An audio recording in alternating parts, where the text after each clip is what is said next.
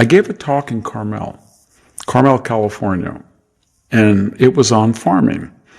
And there was a very strange person in the audience who had a very well-dressed suit, and he was from South Korea. And he came up to me, and he had a very lavish gift, and so I went to have coffee with him after my talk. And he was a member of the Korean Armed Forces, very high. And he said, you are writing things that are very dangerous to our interest. So he got a piece of paper and he pulled it out. And he says, you have 1,500 deliverable weapons. I said, yes. And he said, now, how many do you need to deter for the United States so Russia doesn't attack you? And he wrote down maybe 1,000. So in other words, if they know you can hit 1,000 targets of their military bases and cities, they'll leave you alone.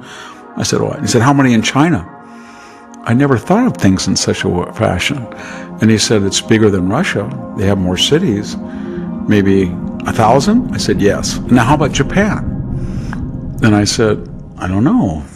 50, 60 would deter people. And he said, how about Australia?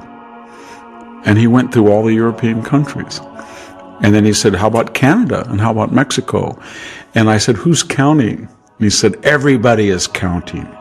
They know that. North Korea knows exactly how many nuclear weapons the United States would put at the disposal, not actual use, but pledge them to protect South Korea in a nuclear conflagration. If you don't want us to gain nuclear weapons, then you better have them pledged to the defense of South Korea. If you think about that, he's got a point.